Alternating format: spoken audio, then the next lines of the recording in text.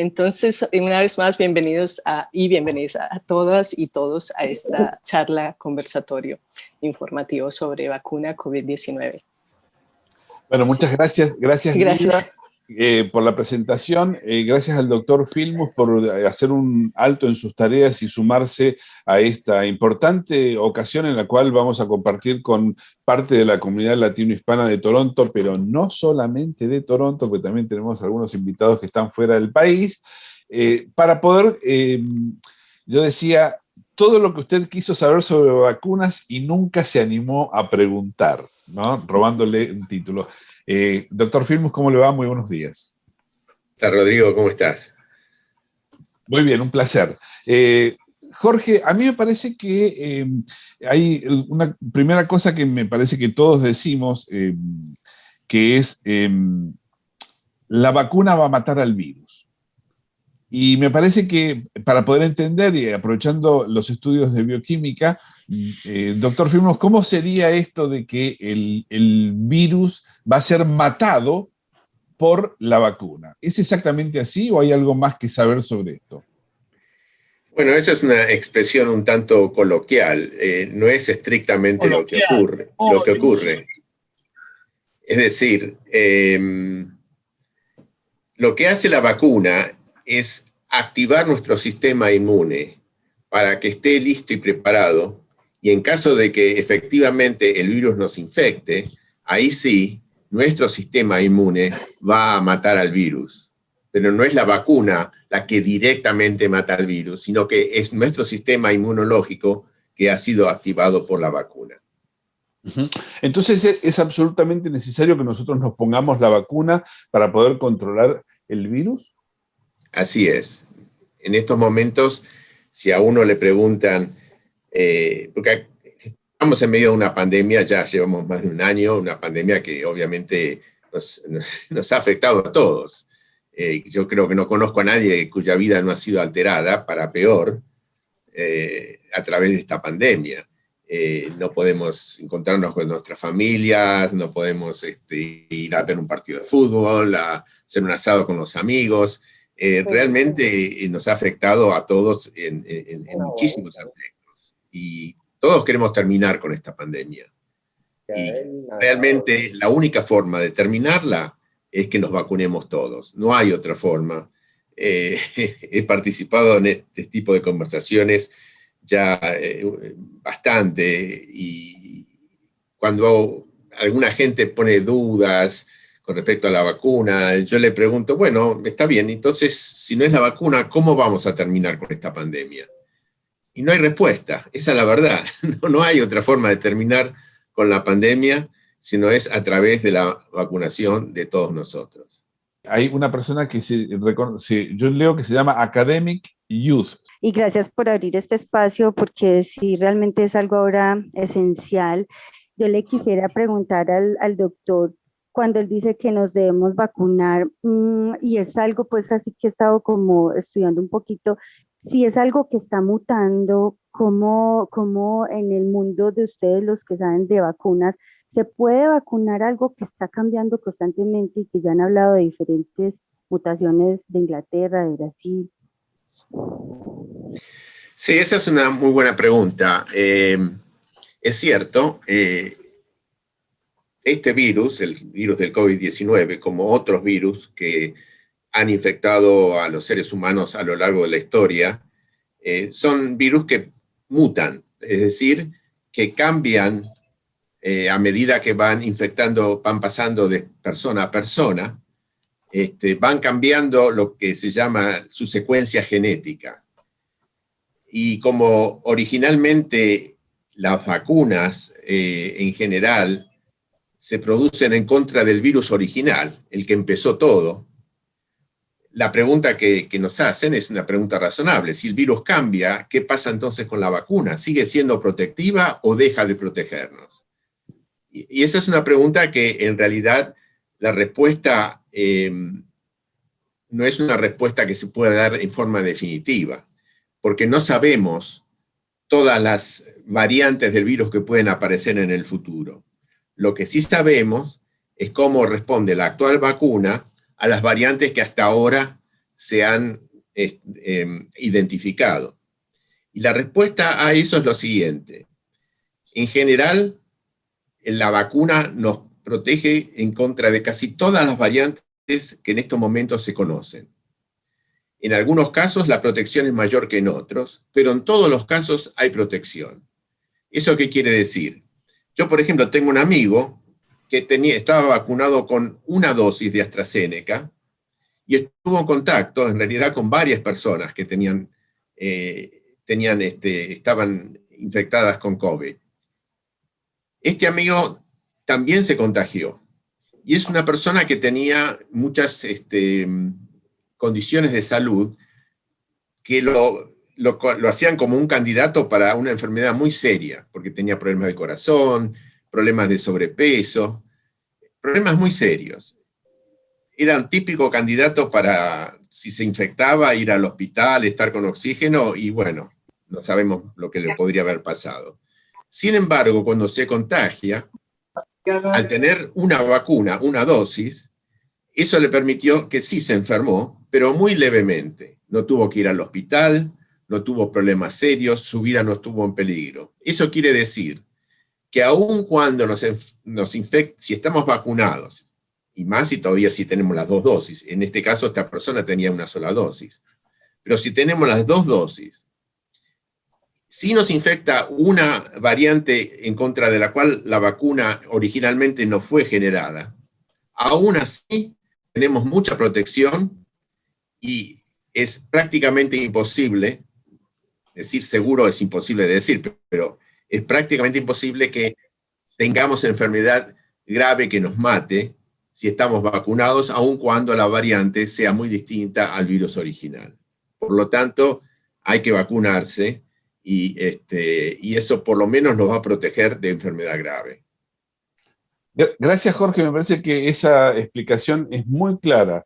Vacunarse es bueno porque no nos va a llevar al hospital y nos va a dejar más lejos de la muerte, por lo menos por ahora, ¿no? Esto me parece que... Quiero decir que al contrario, yo tengo un amigo que no tuvo COVID y después de la vacuna, de la primera dosis, le dio COVID y se murió. Y antes era súper saludable y no tenía nada. Por eso, como mi angustia, porque él no tenía nada, se vacunó la primera dosis y se murió después de que le dio el COVID. Entonces, como, doctor, por ejemplo, si las nuevas cepas son nuevas, ¿cómo puede una vacuna reconocer esas nuevas cepas si la vacuna fue creada antes de las cepas? Bueno, usted hace dos comentarios. Uno dice que tiene un amigo que se vacunó y murió. Bueno, yo no conozco los detalles, pero ante eso habría que preguntarse varias cosas. Para empezar, la gente, digamos, al margen de la existencia de COVID o no, la gente se sigue muriendo por muchos otros motivos.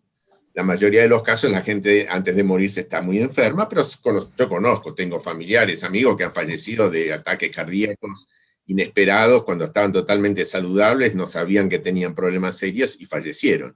Que alguien fallezca después de darse la vacuna no quiere decir que la vacuna lo mató. Eso es una afirmación que no tiene prueba. Es lo mismo que si yo tomo una botella de vino y después camino por la calle y alguien me atropella y me mata. Yo puedo decir que es porque tomé la botella de vino. No, por ahí la persona que estaba manejando no se fijó, no frenó y me mató. No tiene nada que ver con que yo haya tomado la botella de vino. O sea, hay que demostrar que una cosa causa la otra. Que dos hechos ocurren, digamos, en forma seguida una de otra no implica necesariamente que uno sea la causa del otro.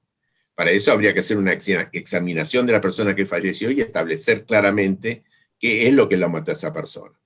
Esa es una respuesta. La otra es, ¿cómo puede ser de que nos protejan si el virus está cambiando?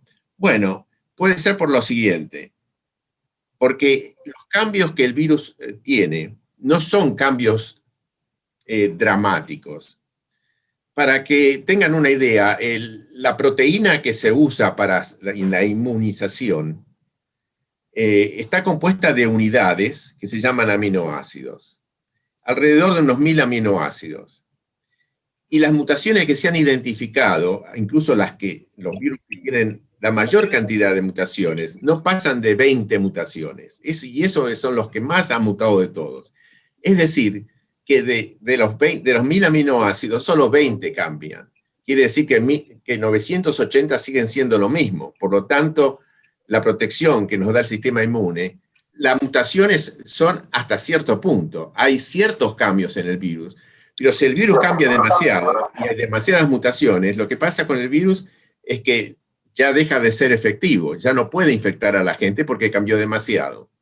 Es decir, que hay una acotación, no es que el virus pueda hacer cualquier tipo de cambios y mantener su infectividad, solo puede hacer una cantidad limitada de cambios.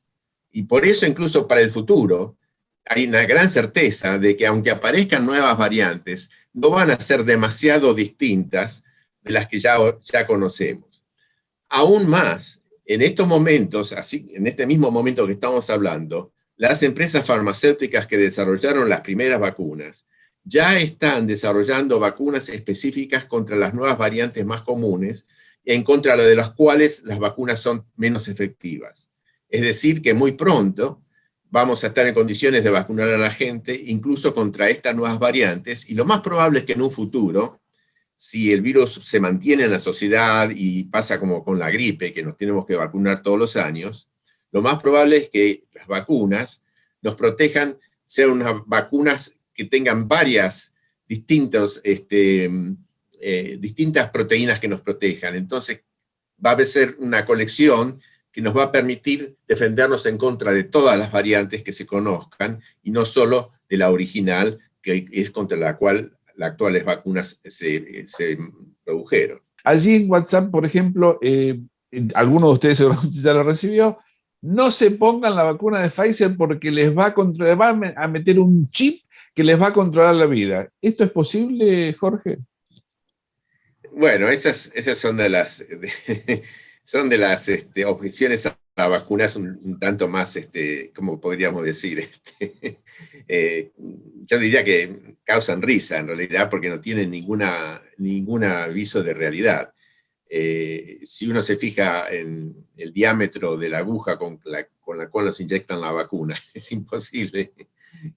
Es tan pequeño que un chip pueda atravesar una vacuna, una aguja tan delgada, se sabe que eso es imposible. Así que, digamos que eso es una cosa, yo qué sé, creo que tratan de asustar a la gente con cualquier cosa y algunas cosas que son francamente que causan risa, que otra cosa no tiene ningún piso de seriedad. Uh-huh. Bien. Hugo, tú tienes una pregunta para el doctor Filmus. Tienes que sacar el silencio a tu máquina para que todos podamos escuchar tu voz argentina. Digo argentina porque es clara, no por argento. Sáquele el silencio, Hugo. Mendocina. El de paso. No, le quería preguntar al doctor, un poco quizás está respondida esta pregunta, pero me gustaría hacerla de todas maneras, porque hay como una preocupación en el ambiente, ¿no? Y entonces, sin hacer futurología, quisiera preguntarle si se puede prever que en un tiempo, no sé en qué tiempo, podremos volver a una normalidad como la que conocíamos. O sea, la pregunta es, ¿cuándo pienso que vamos a poder volver a la normalidad? Y si eso va a ocurrir. Bueno, dejando de lado, es una frase que se usa mucho, que dice que una de las cosas más difíciles de predecir es el futuro. Dejando de lado eso, lo que todo indica es de que si la mayor parte de la gente se vacuna, y cuando hablamos de la mayor parte de la gente estamos hablando de entre un 70 y un 80% de la gente se vacuna, lo que va a pasar es lo que se llama esto de inmunidad de rebaño. ¿Qué quiere decir eso? Que si bien va a haber alguna gente que no va a estar vacunada, esa gente va a ser una pequeña minoría. Y como el virus se transmite de persona a persona, y las personas que no van a estar vacunadas son pocas, las posibilidades que una de ellas se ponga en contacto con la otra y le pueda transmitir el virus disminuye drásticamente. Es decir, cuando se llega a un porcentaje muy alto de gente vacunada, ya el virus empieza a dejar de circular y finalmente deja de circular del todo. Ahora, usted me puede decir, bueno, ¿cómo sabe que eso va a ocurrir? Como ya dije, no, obviamente no se puede asegurar el futuro. Sin embargo, lo que podemos ver es qué pasó con otros virus que azotaron a la humanidad, que causaron pandemias, que mataron millones de personas y en contra de los cuales se desarrolló una vacuna. Por ejemplo, no sé, muchos de ustedes por ahí ni se acuerdan, porque es un virus que dejó de circular, pero ustedes habrán escuchado hablar de la enfermedad de la viruela. La viruela es una enfermedad terrible, letal. Millones de personas murieron por la viruela.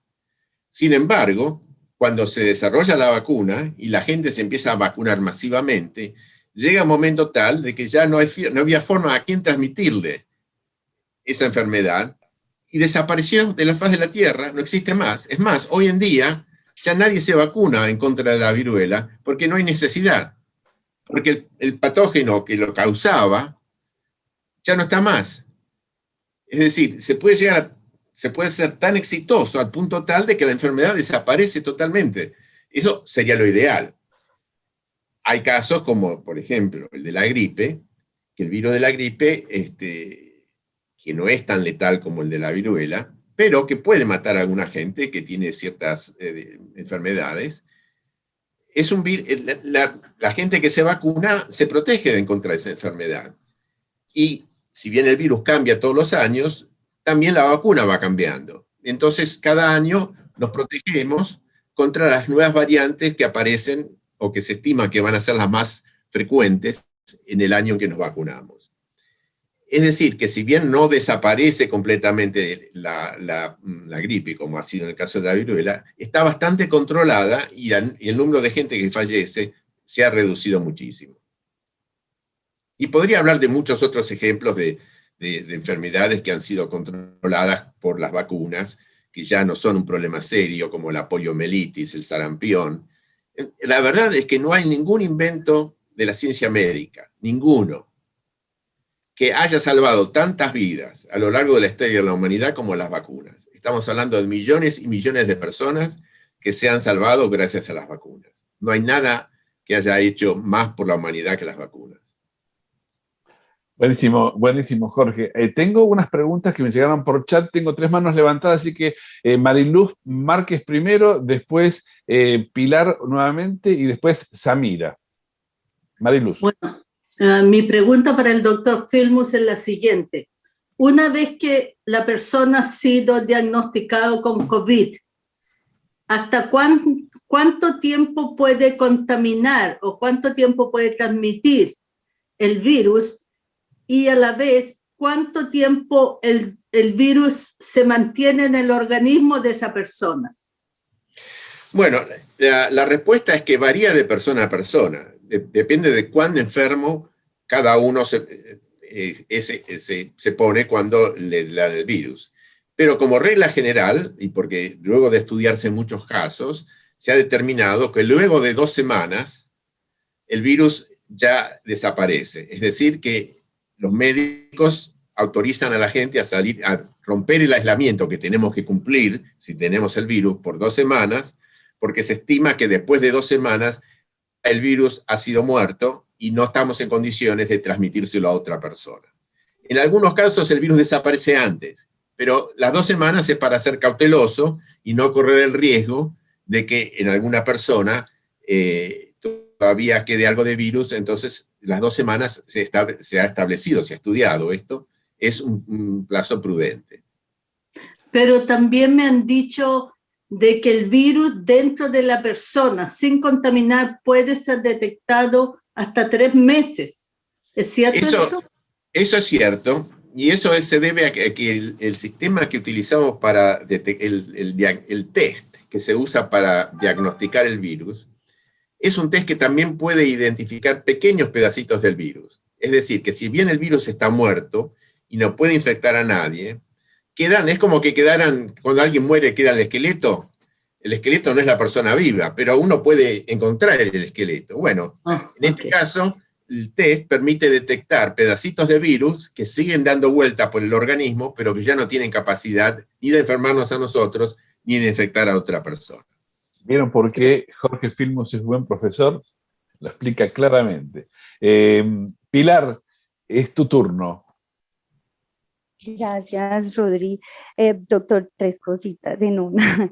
Cuando usted dice, pues, del diámetro de la aguja, que no se puede, sí, yo no sé eso, pero lo de la nanotecnología, que usted nos puede aclarar un poquito, porque si de eso se tratara, no necesariamente tendría que ser el diámetro, porque en el líquido podría estar cualquier otro agente, pero no sé, que usted nos pueda aclarar qué es eso de la nanotecnología en este tipo de vacunas, y también ¿por qué se dice que no son vacunas? Usted lo que acaba de decir de las vacunas es exacto, las vacunas inmunizan, pero según esta doctora Karina, yo no sé si usted la conoce, Karina Acevedo Whitehouse, ella dice que no son vacunas, que se les puso el nombre de vacunas como para tener un consenso en la comunidad, pero que es una medicina justamente de ARN, que no es vacuna como tal. Usted nos aclara. Y lo otro de la inmunidad de rebaño. Con respecto a la primera pregunta, la nanotecnología es una tecnología que efectivamente puede producir cosas que son muy pequeñas. Y en realidad los chips, que cuando se produjeron por primera vez, eran cosas que tenían este tamaño, digamos, un tamaño muy, muy grande. Hoy son más pequeños, pero ni remotamente, digamos, la diferencia de tamaño entre el más pequeño chip que hay en el mundo y el diámetro de una aguja es de 100:1. Sería imposible. Con el chip más pequeño, ni el que usa James Bond para sus armas secretas, tiene la menor chance de pasar por una aguja tan delgada. Ni siquiera es 1 milímetro, es más chica que 1 milímetro. El diámetro de una aguja es 1/10 de 1 milímetro. Es prácticamente imposible hacer pasar nada que sea sólido por ahí, sino que tienen que ser líquidos realmente. Tiene razón, el chip no, que es algo líquido. Obviamente que la nanotecnología está bien lo que usted dice del chip, pero que no es un cuerpito pequeño, no, que es algo disuelto en la misma agua, una sustancia. Y quiso algo disuelto, ¿qué puede hacernos a nosotros? No entiendo. ¿Qué es lo que sería? Cambiar el ARN, que puede cambiar nuestro sistema de ARN y ADN. Sí. Hay una de las cosas que ha circulado también en la internet, y que son tantas de las noticias falsas que lamentablemente circulan. Hay gente que obviamente no tiene mucho para hacer y se dedica a inventar cosas. Es que estas vacunas pueden cambiar nuestro ADN. El ADN es el ácido desoxirribonucleico, que son las moléculas que componen nuestros genes. Como 2 de las vacunas que están aprobadas en Canadá, Pfizer y Moderna, están basadas en una otra molécula que se llama ARN, ácido ribonucleico.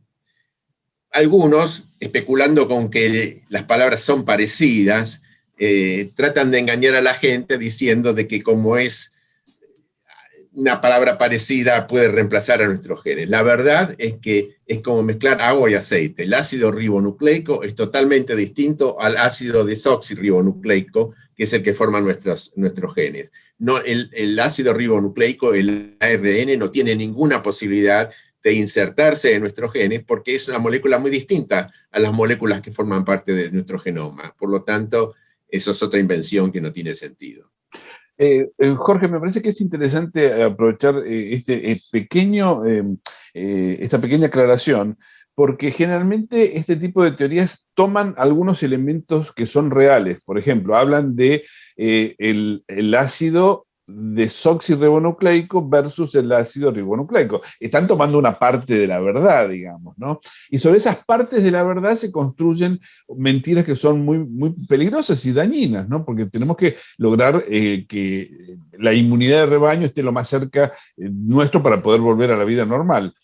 Pero dos de las vacunas utilizan la tecnología del ARN mensajero. Entonces, la palabra mensajero es la que se utiliza para decir, te están metiendo un mensaje vía chip, vía nanotecnología, pero en realidad son mentiras basadas en algunas palabras o en algunas cosas que uno escucha.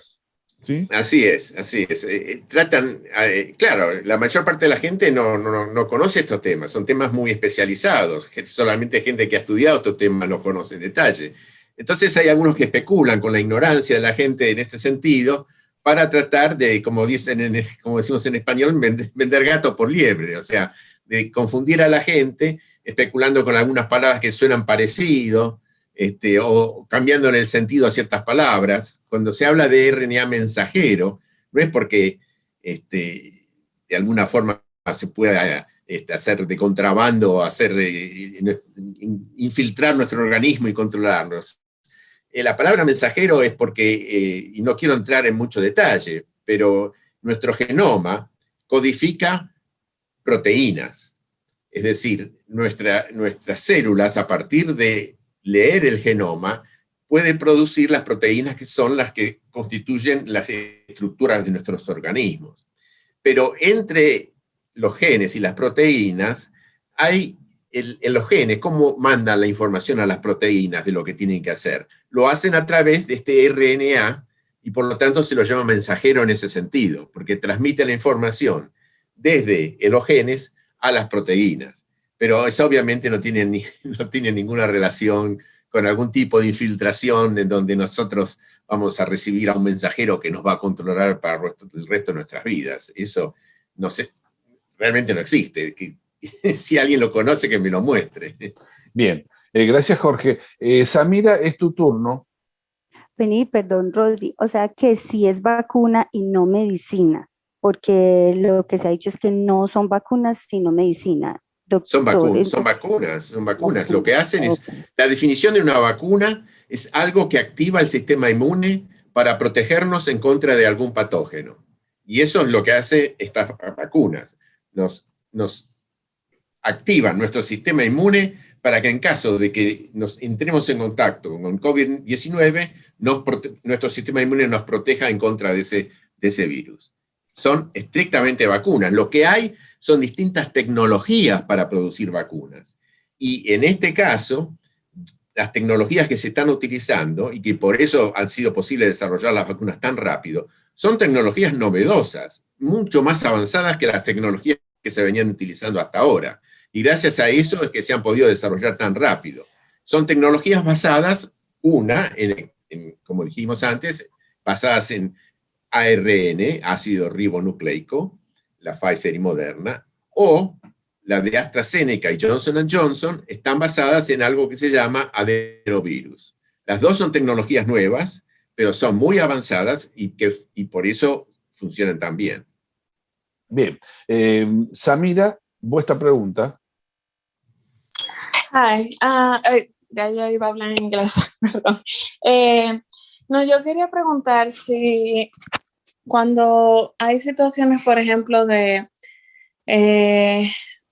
diferentes tipos de condiciones de salud, por ejemplo, mi mamá tiene cierta condición de lupus, artritis, reumatoide, al ponerse también tiene anemia.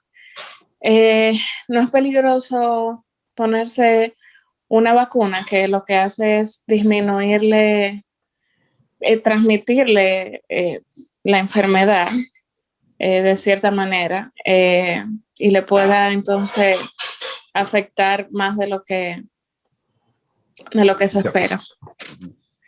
Sí, en realidad la vacuna no nos transmite la enfermedad. La vacuna activa nuestro sistema inmune para defendernos en contra de la enfermedad. Lo que pasa es que cuando se activa el sistema inmune, en algunos casos hay lo que se llaman efectos secundarios, que son muy moderados para la enorme mayoría de la gente y que en general desaparecen a las 24 horas. Por ejemplo, cuando yo me di la vacuna, tuve un pequeño dolor en el brazo por unas horas y después me pasó. Tengo un amigo que en general siempre tiende a reaccionar muy fuerte en contra de las vacunas, y bueno, a él le vino unas líneas de fiebre, tenía dolor de cabeza, se fue a acostar temprano esa noche, a la mañana siguiente se despertó sin ningún problema. Ahora, en el caso de su madre, que tiene problemas de salud más serios, en general las personas con problemas en el sistema inmune, el problema que puede ocurrir es de que la vacuna no sea efectiva, es decir, que no la proteja adecuadamente. Y eso, en esos casos, lo que tiene que hacer esa persona es hablar con su médico de familia y consultarlo, si vale la pena o no tomar la vacuna. Porque en cada caso es distinto, hay que conocer bien la historia clínica de esa persona y solo el médico de familia la conoce. Por eso, en el caso de su madre, es recomendable que hable con su médico, pero yo conozco gente que tiene enfermedades autoinmunes, incluyendo artritis reumatoidea, por ejemplo, y se han vacunado y hoy está muy bien y no han tenido problemas. Pero siempre es mejor prevenir que curar, entonces, digamos, una llamada al médico no cuesta nada, el médico conoce a su mamá, sabe lo que tiene, todos los detalles y le va a decir lo que corresponda. Bien, gracias Jorge. Tengo una pregunta que me llegó por chat, pero primero le vamos a dar el paso a Julia, que tiene la manito levantada. Julia, es su turno. Siempre y cuando saque el silencio del micrófono. Ya lo saqué, muchas gracias. Bien. Tengo 3 preguntas, voy a empezar por la tercera. Una persona mayor que ya ha tenido COVID, ¿después de cuánto tiempo de haberse curado puede aplicarse la vacuna? O si no necesita ya la vacuna. Esa es la primera pregunta. La segunda pregunta, ¿qué avanzados están los estudios y qué garantías hay, por ejemplo, para personas embarazadas y que se vacunen para ver qué consecuencias puede tener sobre el feto? Porque es una cosa nueva, entonces no hay experiencias previas de decir no pasa nada. Esa es la segunda. Y la tercera, haciendo la similitud que usted hizo con las gripes, ¿hay la probabilidad de que tengamos que vacunarnos cada año contra el COVID? Esas son mis preguntas. Bueno, con respecto a... ¿me puede recordar la primera que ya se me olvidó? Ajá, si una persona ya mayor tuvo COVID, pero se curó. Está bien, sí. Bueno, una vez que la persona está curada del COVID, se puede vacunar. No hay ningún problema, una vez que está curada, se puede vacunar. ¿Después de cuánto tiempo? Bueno, digamos que digamos, si quiere ser extremadamente precautivo, un mes, digamos, después de vacunarse, se puede vacunar tranquilamente, sin ningún problema. El hecho de haber tenido la enfermedad y luego recibir la primera dosis es casi equivalente a tener 2 dosis, porque la enfermedad natural actúa como inmunizante, actúa como vacuna. O sea, ya al tener la enfermedad, uno ya ha activado el sistema inmune. Y la segunda dosis lo que hace es una activación más robusta. Por lo tanto, en general, las personas que han tenido la enfermedad y después se vacunan con una dosis, son casi consideradas como que tuvieran 2 dosis, lo cual no quiere decir que sea imposible tener 3 dosis. En general, no va a causar ningún daño tener 3 dosis, pero en general uno puede decir que teniendo la enfermedad y teniendo ya una dosis, uno está bastante protegido. La otra pregunta que me hizo es con respecto a... vacunarse todos las consecuencias en las embarazadas. A las embarazadas, sí. Hoy en día, porque ustedes saben que ya se han vacunado en el mundo más de 1.000 millones de personas. 1.000 millones de personas, o sea, es una cifra enorme. Y obviamente, entre estos 1.000 millones de personas que se han vacunado, hay muchísimas embarazadas, muchísimas. Y hoy ya sabemos de que no hay ningún problema. En realidad, las personas embarazadas es mejor que se vacunen, porque lo que sí se sabe es que estas personas, si les agarra el COVID, les agarra más duro que a las personas que no están embarazadas, en general. Por lo tanto, es altamente recomendable que si alguien está embarazado se vacune lo antes posible. Lo que usted quiere decir es que es mejor que se vacune y que ya hay casos en que ha nacido el bebé y no ha sido afectado físicamente, pero el desarrollo de un niño, de un bebé, significa un largo periodo, entonces no se sabe a ciencia cierta lo largo qué efectos tiene. Lo hago esta pregunta en relación que antes hubo la talidomida para las náuseas de las mujeres embarazadas y después se reconoció que era pero fatal porque se nacían niños con deformidades. Así es. La verdad es que además de que la experiencia que tenemos ya con las vacunas contra el COVID, en donde, como dijimos, ya hay gente embarazada que ha tenido los hijos y los hijos han nacido normalmente, lo que usted dice es cierto, no sabemos qué puede pasar dentro de 5, 6, 10 años. Sin embargo, lo que sí sabemos es lo que ha pasado con otras vacunas. No con una vacuna en particular, sino con todas las vacunas que se han dado a lo largo de la historia de la humanidad, que son muchísimas. Y la respuesta a eso es que estas vacunas no han causado ningún daño en el desarrollo de las personas cuyas madres habían sido vacunadas. O sea que tenemos una enorme experiencia en cuanto a que las vacunas en general no causan ningún daño al embrión y digamos, que después se va a convertir en una persona. Es más, en algunos casos se sabe que la protección que la madre desarrolla se le transmite al hijo, y el hijo ya nace, parcialmente por lo menos, protegido en contra de esa enfermedad. O sea que es en realidad una ventaja. Y la tercera era la de la gripe, si es que hay necesidad de vacunarse anualmente.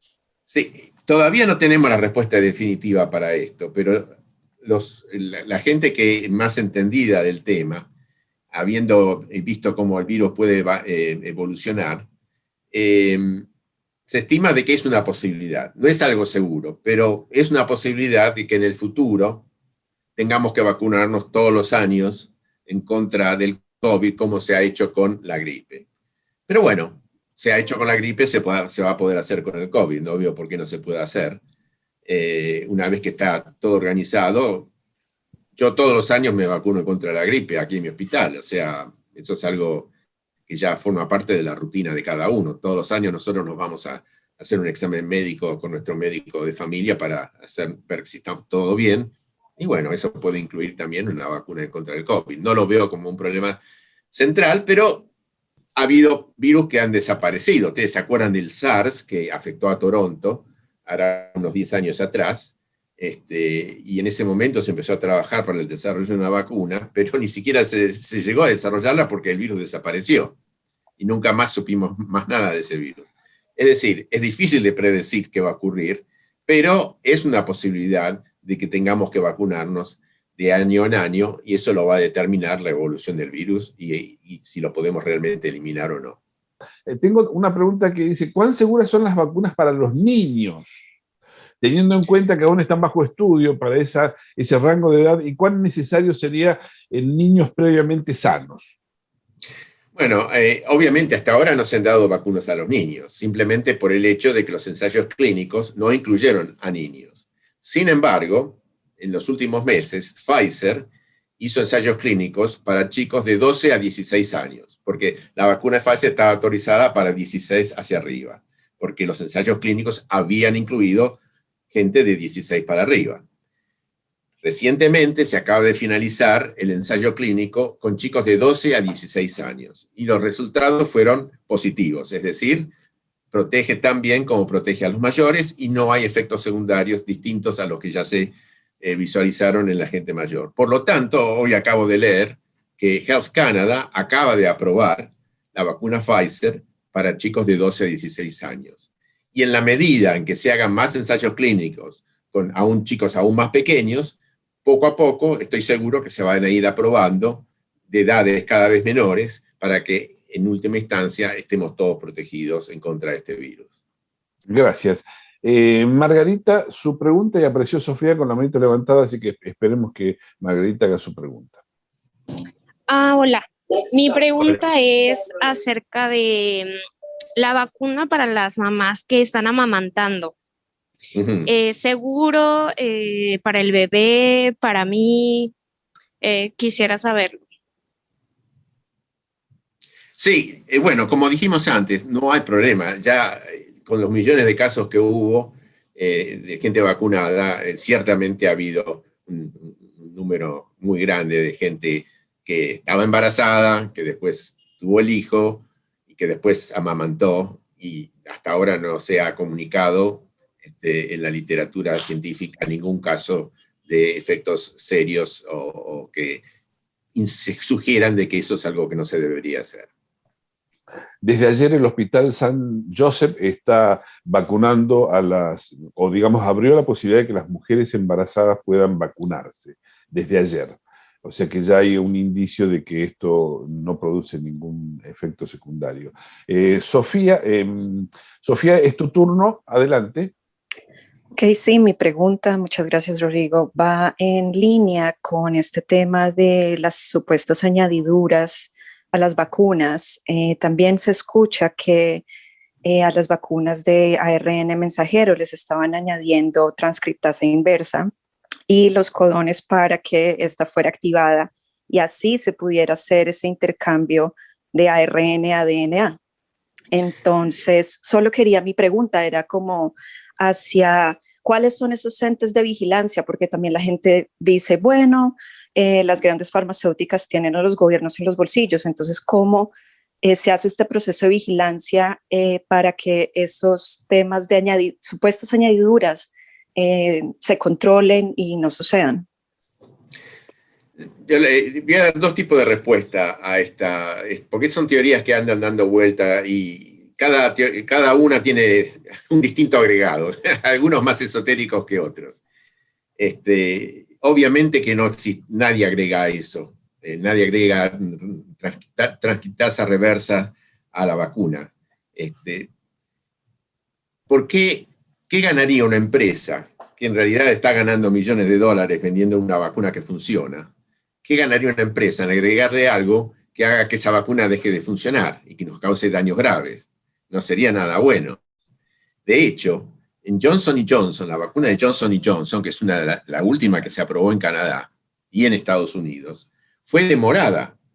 ¿Por qué fue demorada? Porque una inspección del gobierno en Estados Unidos de una planta productora de esta vacuna determinó de que en algunas partes de la producción, de la planta productora, no se mantenían los niveles de limpieza que se requerían, que son extremadamente estrictos, porque tiene que ser todo realizado en condiciones de absoluta esterilidad, no es ya limpio, sino que no tiene que haber ningún patógeno en todo el área en donde se está produciendo la vacuna. Yo los conozco porque yo trabajé por un año y medio en una empresa que fabricaba vacunas. Son muy, muy demandantes, todos los criterios, la gente está con doble vestido, con dobles, hay sistemas de extracción de aire, son sistemas muy, muy, muy exigentes. Y pequeñas fallas de ese sistema son suficientes como para que los gobiernos impidan o frenen la difusión de una vacuna que ha sido producida en condiciones que no cumple con todos los requisitos. Y por eso es que actualmente está demorada la vacunación con Johnson & Johnson. No, Johnson & Johnson o Pfizer, si bien tienen mucho dinero y son empresas que tienen mucha influencia, y no lo voy a negar, no ganan nada. Ellos ganan si la vacuna de ellos funciona. Si no funciona y si mata a la gente, obviamente la gente va a dejar de usarlas. Ellos lo que más quieren es que las vacunas funcionen. Y cualquier problema que sugiere, inmediatamente uno ve como las acciones de esas empresas, cuando en AstraZeneca se descubrió el problema de los coágulos y toda esta historia, inmediatamente las acciones de la empresa fueron para abajo. O sea, no los benefician para nada. No tendría sentido hacer algo a propósito para perjudicar a la gente que se vacuna. Eso es algo no carece de sentido, si alguien se pone a pensar seriamente en esto.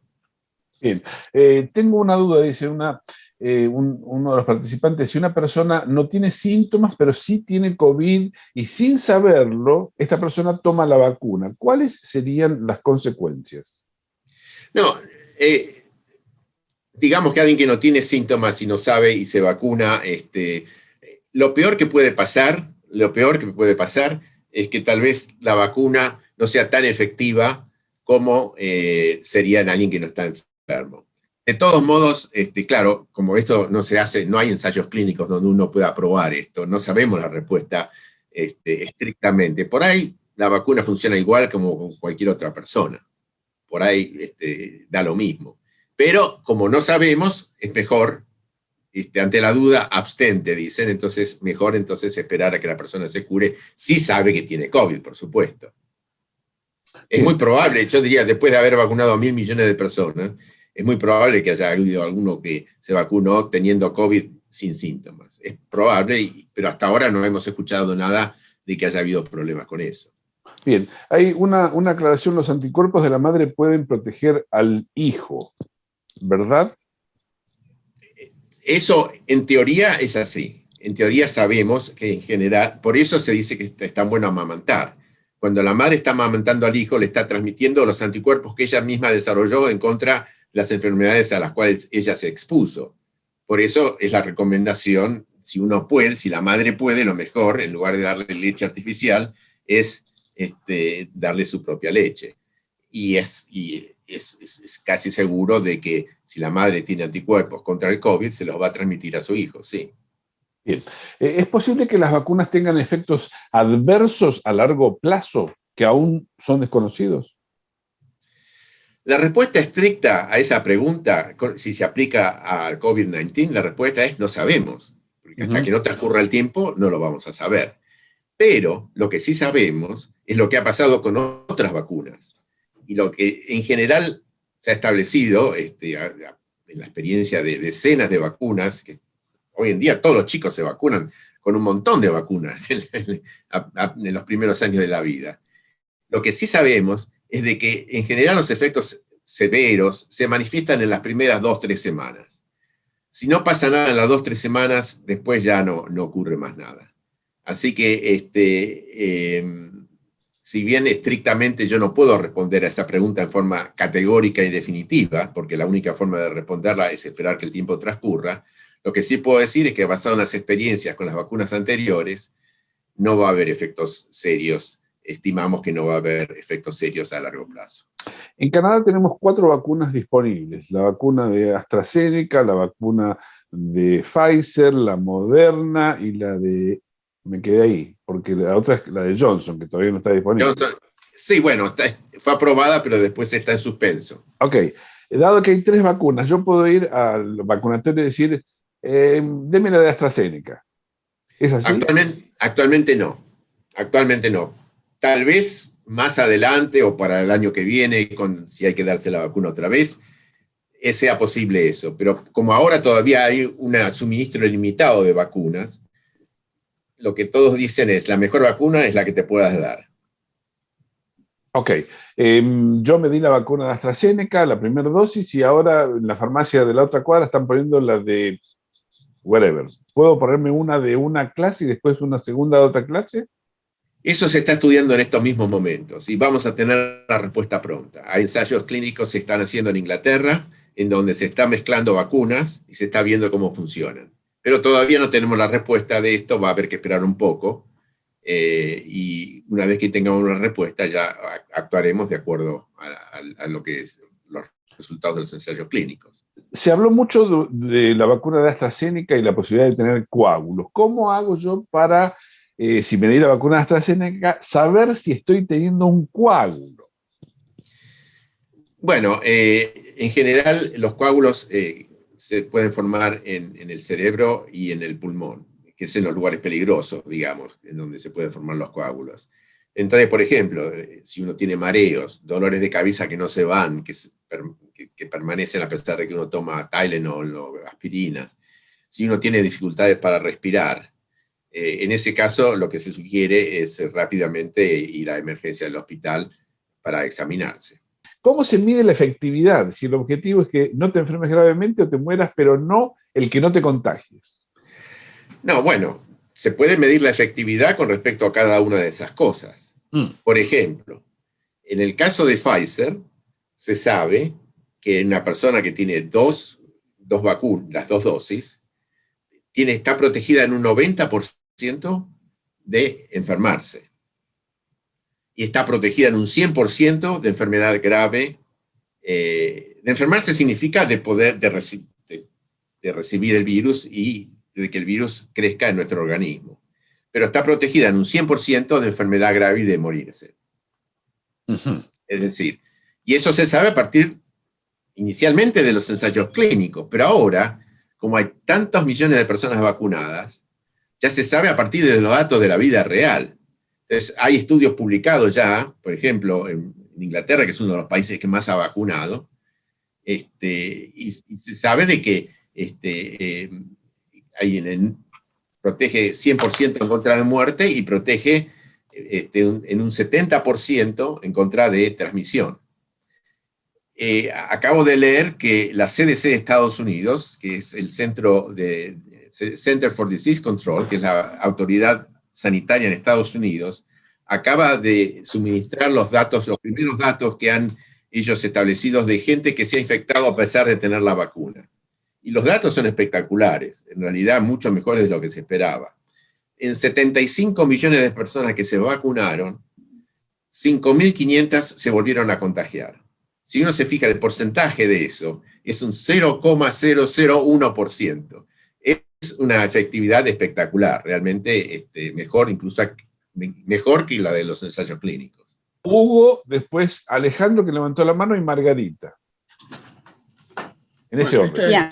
Como más o menos las preguntas de tipo científico parecía que se estaban acabando, aunque ahora han aparecido nuevas preguntas. Se me ocurrió hacer una pregunta en base a lo que se dijo al principio, que la vacuna no cura, sino que activa el sistema inmunológico. Es casi una pregunta más bien casi filosófica que científica, porque los virus son nuevos, desconocidos, pero el organismo pareciera que tiene como un laboratorio que lo que aparezca forma un sistema de defensa y lo neutraliza o lo elimina. ¿Cómo se explicaría eso de una manera entendible, ¿no? Que aparentemente el cuerpo es un laboratorio mejor que todos los laboratorios que existen, que ya hemos estado nombrando, ¿no? La explicación a eso requeriría una explicación técnica, que si la hago como se hace en las clases en la universidad, podría llevarme media hora. Pero la voy a tratar de simplificar la respuesta de la siguiente forma. Los genes que codifican para los anticuerpos, nuestro genoma, tenemos genes que codifican para producir anticuerpos.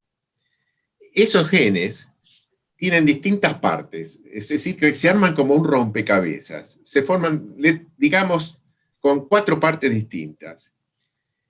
Y a su vez, cada una de estas partes tenemos muchas posibilidades. Hay genes que tenemos cientos de cada una de estas partes. Y el resultado final del anticuerpo es la combinación de estas 4 partes, que cada una de esas a su vez tiene cientos de posibilidades. Entonces, si uno hace los cálculos matemáticos, quiere decir que el genoma humano nos confiere la posibilidad de sintetizar miles y miles y miles de distintos tipos de anticuerpos. En realidad yo diría cientos de miles de anticuerpos. Por lo tanto, alguno de esos anticuerpos va a ser efectivo contra un virus en particular, porque tenemos tantos que alguno de ellos va a servir para frenar cualquier tipo de virus. Espero que esta es una explicación que normalmente lleva media hora y es bastante, digamos, hay que utilizar términos científicos que creo que no serían apropiados para esta conversación. Alejandro Morales, su turno. Después de Alejandro está Margarita, después Lucía, después Pilar, por orden de aparición, no en la Tierra. Yo quiero, más que una pregunta, hacer una afirmación, digamos, contribuir con algo que hasta ahora no se ha tocado, pero que tiene mucha importancia, y es, ¿no es cierto?, desde el punto de vista de la psicología. La Asociación Americana de Psicología publicó una guía que se llama Fomento de la Confianza en las Vacunas mediante la Participación Comunitaria. ¿Por qué razón? Porque ellos dividen en 2 etapas, la etapa pre-COVID-19 y la etapa post-COVID-19, donde se ha encontrado que existe una ansiedad anticipatoria en mucha gente. que se va al WhatsApp, que se va al Facebook, se va a otras partes y comienza a acumular todo esto que en parte también hemos escuchado todavía. Pero fundamentalmente, ¿no es cierto?, ellos hablan de que hay 3 escenarios respecto a la vacuna. Y esto existía anteriormente, pero esta vez es mucho más importante por las razones que se han dado acá. Lo que cabe diferenciar es las personas que le tienen miedo a las inyecciones y a la sangre. Esto es muy simple, ¿no? Creo que se le denomina como tripanofobia, ¿no es cierto? Y tienen un miedo. Nos da risa, indudablemente, Rodrigo se está riendo, pero... Yo siempre lo dije, Morales, yo siempre dije que la primera cosa es que me da miedo que me pongan una vacuna. No quiero yo que me pongan. Y lo que pasa es que la mayoría de las vacunas son inyectables, por lo tanto es problemático. Ahora, hay otros que le tienen miedo a las vacunas por los posibles efectos secundarios, que al escuchar, al ir a la internet, por ejemplo, hay médicos que me han dicho a mí, mire, de las entrevistas médicas que hacemos, la mitad de ellas la dedicamos a erradicar los mitos que escuchan o leen digamos, en la internet. Pero por último, ¿no es cierto?, hay gente que le tiene miedo a las vacunas en general, a otros que no le tienen miedo a las vacunas, pero sí le tienen miedo a la vacuna contra el COVID-19. De manera que es muy importante, y creo que el doctor Filmus lo ha hecho con mucha calidad, ¿no es cierto?, y con mucha claridad, mejor dicho, de que hay que considerar, ¿no es cierto?, hay que considerar las razones, es decir, hay que tener, digamos, lo que los psicólogos llaman, es importante que las reacciones no sean desproporcionadas, que se ajusten a la realidad del momento. Le agradezco nuevamente, doctor Filmus, porque yo sufro de ansiedad y he luchado contra ella, y creo que si uno hace un análisis correcto, se informa bien y escucha diferentes fuentes, pero fundamentalmente aquellas que tienen autoridad para hacerlo, la cosa se simplifica. Muchas gracias. Gracias, Alejandro. Gracias. Margarita, es su turno. Okay. Yo quiero averiguarle qué tiempo de inmunidad tiene la primera dosis de la vacuna, porque cuando a mí me pusieron, me dijeron después de 21 días y después me mandaron una carta que resulta que es después de 4 meses.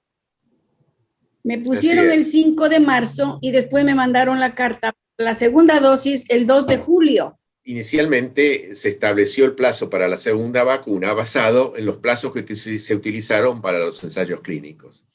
Cuando se hacen ensayos clínicos, y sobre todo cuando se tienen que hacer muy rápido, como se hicieron esta vez, uno no se puede dar el lujo de decir, bueno, probemos con una cantidad de pacientes un cierto tiempo, entre una dosis y la otra, con otra cantidad de pacientes un tiempo mayor, y así sucesivamente, a ver cuál es el que nos da la mejor eficacia. No nos podíamos dar de ese lujo. Entonces, lo que hicieron las empresas farmacéuticas es elegir un tiempo que, basado en experiencias anteriores con otras vacunas, se sabía que funcionaba. Y efectivamente funcionó. Eso no quiere decir de que otros tiempos, otros intervalos entre la primera y la segunda dosis no vayan a funcionar.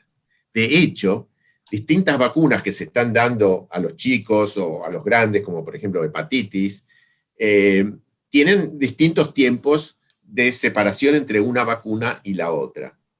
Cuando el gobierno de Canadá inicialmente pensaba que iba a tener rápidamente todas las dosis que había comprado, entonces estaba dispuesto, obviamente, a seguir las indicaciones de los ensayos clínicos, porque se sabe que eso funciona. Pero después lo que pasó es que la realidad mostró de que no teníamos acceso tan simple a las vacunas, porque Canadá lamentablemente perdió la capacidad de producir vacunas. Entonces dependemos de otros, de que nos vendan, los americanos no nos quieren vender, nos mandan desde Europa. Entonces, ¿qué pasó? Que no tuvimos las vacunas tan rápido como hubiese sido necesario para respetar esas 3 semanas de diferencia. Y el gobierno decidió también, ya sabiendo de que una dosis protege tanto, de que será mejor tener a toda la gente vacunada con una dosis que tener a la mitad de la gente vacunada con las 2 dosis y el resto sin nada. Entonces se estimó de que haciendo todos los modelos matemáticos que se hacen en estas circunstancias, de que se salvaban muchas más vidas si se decidía postergar la segunda dosis en lugar de vacunar a menos gente con las 2 dosis. De todos modos, en algunos casos, algunas vacunas funcionan mejor con más separación entre la primera y la segunda dosis. O sea que no es descartable.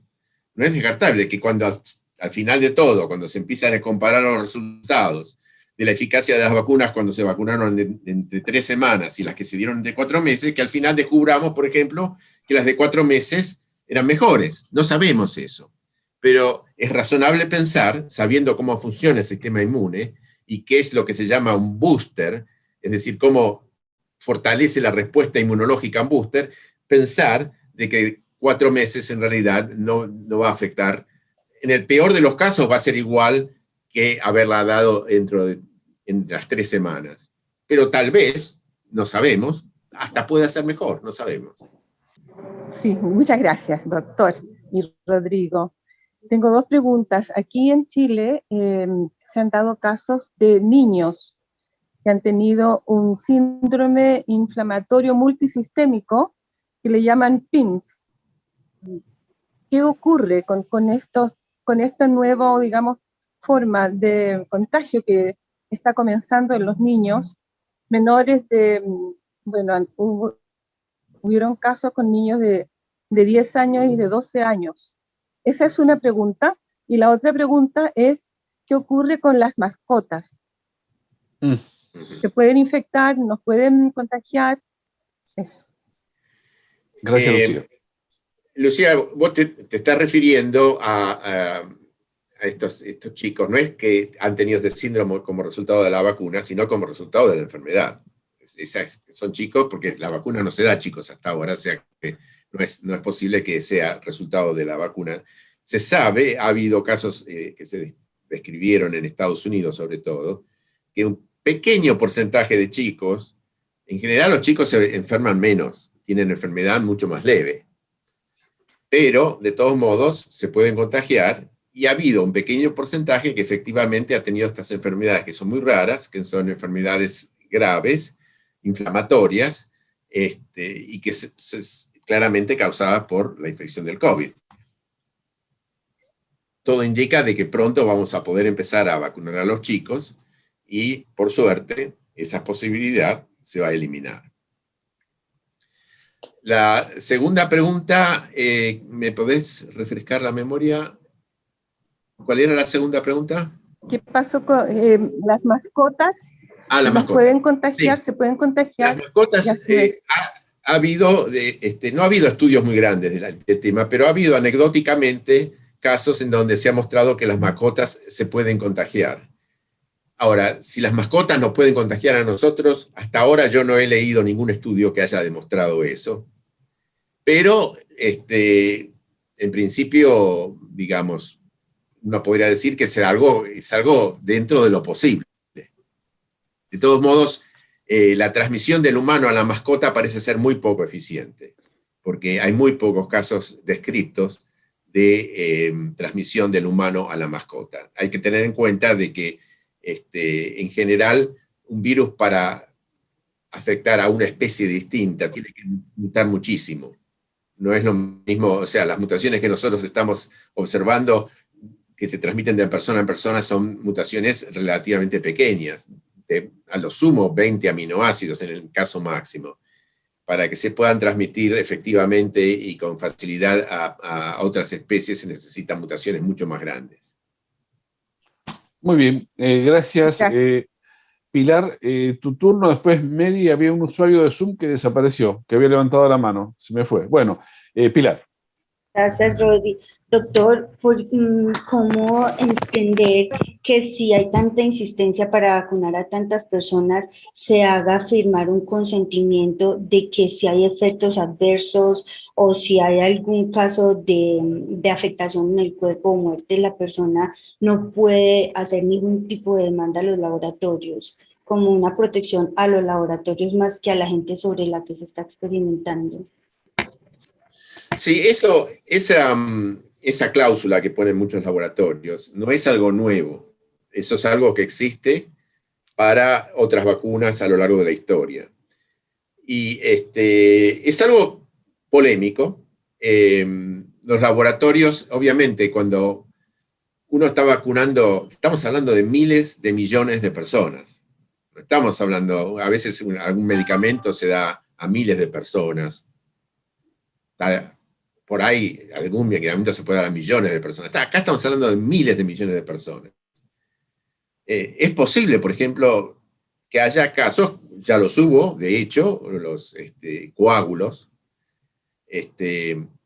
Entonces las empresas quieren protegerse de esos casos, que son muy pocos, pero bueno, son pocos, pero si alguien fallece, la familia puede hacer una demanda multimillonaria en contra de estas empresas.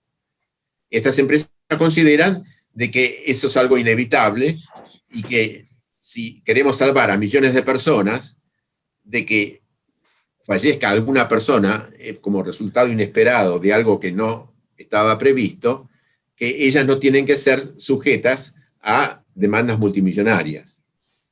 Eso es un tema que se puede discutir, pero que no, obviamente las empresas quieren evitar de tener que pagar en situaciones en donde cosas que ocurran que no ocurrieron en los ensayos clínicos. Eso es lógico por la propia economía de las empresas. Si eso corresponde o no corresponde, es un tema de debate que tal vez creo que no sea el lugar más adecuado para darlo, pero que es un tema que yo sé que se debate permanentemente en distintos lugares.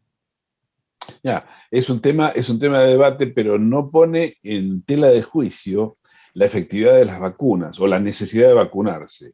Me parece que habría que distinguir las dos cosas, ¿no? Esta es una discusión que hemos tenido en otros ámbitos.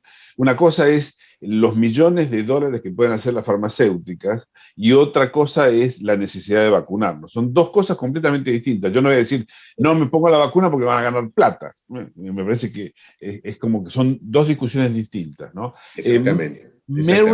Mary está en el teléfono, en el iPhone, según veo yo aquí. Tiene una pregunta. Adelante. Sí. Gracias, Rodrigo. Lo que yo quería preguntar, el día de hoy escuché en las noticias que llegó 1 millón de vacunas y tendremos suerte que nos pongan la segunda dosis en esa remesa que ha llegado. ¿Y dónde podríamos llamar? Gracias, Mary. Ahora respondo eso. Adelante, Jorge. Todavía hay mucha gente sin la primera dosis. El gobierno de Canadá va a esperar a que la mayor parte de la gente tenga la primera dosis para reanudar la vacunación con la segunda dosis. Lo que está pasando es que inicialmente se postergó por 4 meses, como ya lo conversamos.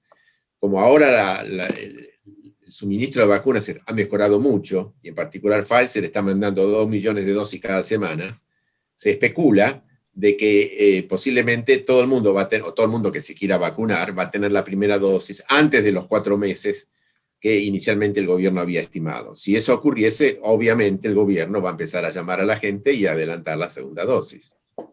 Gracias. Sí, que excede 3 familias que los hijos, los niños del kindergarten han contaminado también a los padres y está dando a esa edad en las guarderías. Okay. No, bueno, se sabe que si bien los chicos tienen enfermedad más leve en general, y en general, por lo tanto, transmiten menos en general, no es que no transmitan y no es que no se puedan enfermar. Y no. Por eso es que en estos momentos, por ejemplo, en Ontario, las clases están cerradas. Las escuelas sí. No cerraron las guarderías porque la gente... porque tienen que ir a trabajar, o sea, es una situación complicada, muy difícil, y sabemos que hay gente que se resiste incluso a que se cierren las escuelas, no solo las guarderías. Bueno, los padres tienen que ir a trabajar y el gobierno decide de que entre las dos posibilidades, cuál es la más perjudicial para la sociedad, han decidido que mantener, es como lo que ellos llaman servicios esenciales, eso no se han interrumpido y consideran que la guardería es un servicio esencial. ¿Cómo hago para saber si tomé la primera dosis en una pop-up clinic? ¿Cómo hago para darme la segunda dosis? Bueno, el gobierno va a salir a anunciar, cuando se empiecen a dar las segundas dosis, los sistemas que va a utilizar, que seguramente van a ser los mismos. O sea, dependiendo la edad, dependiendo los barrios en los que uno vive, va a haber anuncios diciendo, bueno, de cierta hasta esta edad se puede vacunar en estos lugares, en los lugares en donde, por ejemplo, hay fábricas, por ahí vuelven a montar o continúan con las pop-up clinics que ya están montadas. Eso va a haber que esperar a las instrucciones del gobierno, pero lo más probable es que se utilicen los distintos esquemas que se han utilizado para dar la primera dosis. Bien, muchas gracias, Jorge, por esa respuesta. Hay una manita levantada de Cabañas. Sí, bueno, buenas tardes. En primer lugar, agradezco estar en este grupo. Es muy interesante poder tener acceso a esta información. Hola. Sí, la escuchamos perfectamente. Adelante. Ah, perdón. Bien, perdón. Bueno, mi pregunta, son más de una pregunta, no sé si lo puedo hacer. En el caso de una persona que ha contraído el virus, mi caso exactamente, ¿cómo saber a qué cantidad de cepas puede uno estar cubierto? ¿En qué cantidad de cepas puede estar cubierto? Porque aquí en Argentina han llegado otras cepas como Manaus o de Inglaterra, y entonces la duda sería si uno contrajo el virus y está, digamos, inmunizado para una cepa determinada, que es lo que yo supongo, o no. Esa sería la primera pregunta. Bueno, se sabe de que la protección que nos da la versión original del virus cubre otras cepas. No cubre todas las cepas, pero como dijimos antes, lo que sí cubre es enfermedad grave con otra cepa y muerte. Es decir, estamos bien inmunizados contra las cepas que son parecidas a la que nos inmunizamos. Y estamos parcialmente inmunizados, lo que quiere decir que estamos protegidos para enfermedad grave y muerte, para otras cepas que son más alejadas a contra las cuales nosotros inicialmente nos vacunamos. Ok. Bueno, eso es muy interesante y un alivio. La segunda. ¿Cuánto durará? ¿Es real que dura es real que dura más o menos 3 meses? Y si la vacuna que se nos va a poner es solamente una, tengo entendido, porque ya tenemos inmunidad. Y eso es la última. La duración de la protección todavía no se sabe, porque para eso hay que dejar transcurrir el tiempo, no hay otra forma de saberlo. Lo que sí se sabe es que por lo menos protegen por 8 meses, que es el tiempo que ha transcurrido desde que se han dado las primeras vacunas. O sea, por lo menos 8 meses. Puede ser más, pero hay que esperar, hay que tener paciencia.